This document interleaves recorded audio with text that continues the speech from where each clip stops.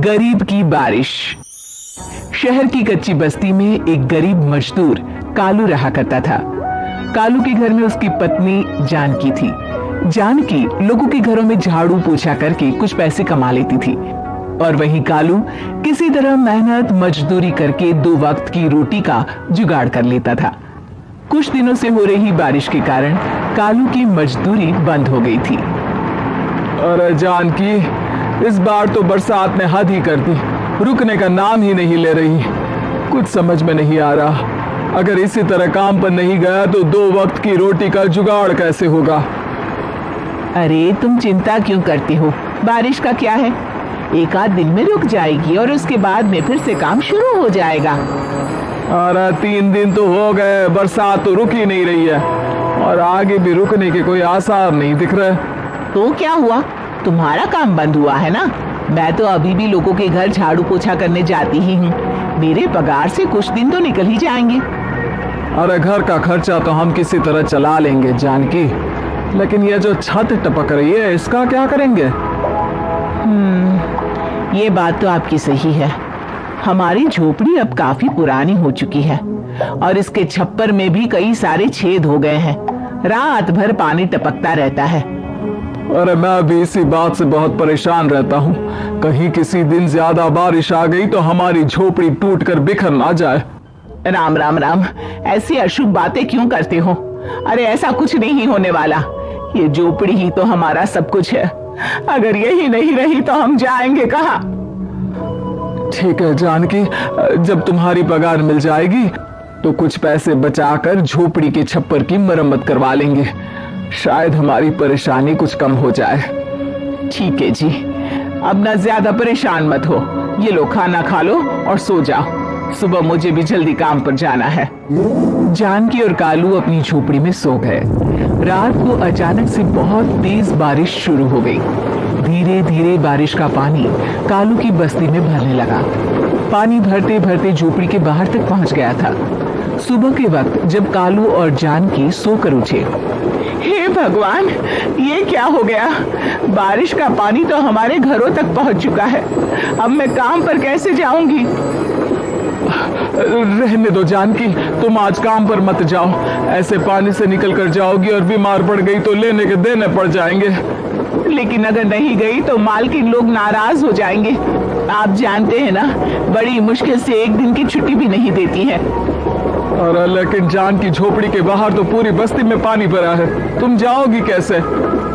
जानकी जैसे तैसे करके काम पर चली जाती है, लेकिन अगले दिन फिर से बहुत ज्यादा बारिश होती है और बस्ती में ज्यादा पानी भर जाता है। आज तो मैं तुम्हें किसी भी तरह काम पर नहीं जाने दूंगा। अरे अगर तुम्हें कुछ हो गया तो क्या होगा? ठीक है, तुम ठीक ही कहते हो, आज नहीं जाती। अगर मालकिन नाराज हो गई तो मना लूंगी किसी तरह। अरे मनाने वाली क्या बात है, जब तुम बताओगी कि हमारी झोपड़ी में पानी भर गया है तो वो खुद ही समझ जाएंगे ना। अगले 2 दिन तक तेज बारिश होने की वजह से जानकी, कालू और आसपास की बस्ती में रहने वाले सभी लोगों के घरों में पानी भर जाता है, जिसकी वजह से जानकी काम पर नहीं जा पाती। और 3 दिन के बाद जैसे ही जानकी काम पर पहुंचती है, कहाँ थी तुम? पिछले 3 दिनों से काम पर क्यों नहीं आई? मेम साहब क्या बताऊं, इतनी ज्यादा बारिश हो रही थी, हमारी पूरी बस्ती में पानी भर गया है और उससे भी ज्यादा तो मेरी झोपड़ी के अंदर पानी भर गया। आप ही बताइए कैसे आती मैं? इसका मतलब ये हुआ कि बारिश होगी तो तुम काम पर नहीं आओगी? ना ना, मेरे कहने का ये मतलब नहीं था मेम साहब। तुम जानती भी हो 3 दिन से कितनी परेशानी हो रही है मुझे, सारा काम मुझे खुद करना पड़ा। माफ कर दीजिए मालकिन जी, पर मैं क्या करती, आने के लिए रास्ता ही नहीं था, सब जगह पानी भरा हुआ था। बहाने तो तुझे बहुत बनाने आते हैं। जानकी देख, अगर अगली बार ऐसा किया ना तो फिर काम से हमेशा के लिए छुट्टी। अरे ना ना मालकिन, ऐसा मत कीजिए। बारिश की वजह से मेरे पति की मजदूरी भी छूट गई है। बड़ी मुश्किल से घर में 2 वक्त खाने की रोटी का जुगाड़ हो पाता है। आप मुझे काम से निकाल देंगे तो हम क्या खाएंगे? अगर इतनी ही चिंता है तो फिर रोजाना काम पर आया करो। चलो अब जल्दी से जाकर घर का सारा काम करो। बारिश रुकने का नाम ही नहीं ले रही थी। पूरे शहर में बाढ़ जैसे हालात बन गए थे। लेकिन नौकरी जाने के डर से जानकी किसी तरह रोज काम पर जाती थी। एक दिन जब जानकी काम करके अपने घर लौट आई तो अचानक उसकी बस्ती में कुछ लोगों का शोर सुनाई दिया। अरे लगता है बाहर कुछ हुआ है, मैं जाकर देखता हूँ। हाँ हाँ, पता तो कीजिए, ये बस्ती में लोग इतना शोर क्यों कर रहे हैं? बाहर जाकर कालू ने एक आदमी से पूछा। अरे क्या हुआ भाई, इतना शोर क्यों मचा रहा है? अरे क्या बताए भैया, अपनी बस्ती के बाहर एक पुल टूट गया है और वहां पर एक कार फंसी है। थोड़ी देर में अगर किसी ने नहीं बचाया ना तो वो कार पानी में बह जाएगी। ये क्या कह रहे हो भैया, कार के अंदर कोई है क्या? हाँ, कोई औरत बैठी है अकेली है, बहुत रो रही है बेचारी, मदद के लिए बुला रही है। अरे तो हमें जाकर उनकी मदद करनी चाहिए ना। अरे लेकिन इसमें बहुत खतरा है, हमें अपने आप को बचाना चाहिए। पानी कभी भी हमारी बस्ती की तरफ आ सकता है। अरे तुम्हें नहीं चलना तो मत चलो, लेकिन मैं तो जाकर उस औरत की मदद जरूर करूंगा। कालू उस जगह पर पहुंचता है जहां वो औरत कार में फंसी हुई थी। वहां पर पानी का बहाव बहुत तेज था और सारा पानी कालू की बस्ती की तरफ ही आ रहा था। कालू ने एक बड़ी सी रस्सी को पेड़ से बांध दिया और दूसरे सिरे को कार की तरफ फेंक दिया और उस औरत को रस्सी के सहारे बाहर आने के लिए कहा। तभी वहां जानकी भी दौड़ती हुई आई। अरे ये तो मेरी मालकिन है जिनके यहाँ मैं काम करने जाती हूँ। और मैडम जी, आप डरिएगा मत, आपको कुछ नहीं होगा। आपकी गाड़ी को भी मैंने रस्सी से बांध दिया है। थोड़ी देर में पानी का बहाव कम हो जाएगा, फिर हम आपकी कार को भी बाहर निकाल लेंगे। क्या तुम जानकी के पति हो?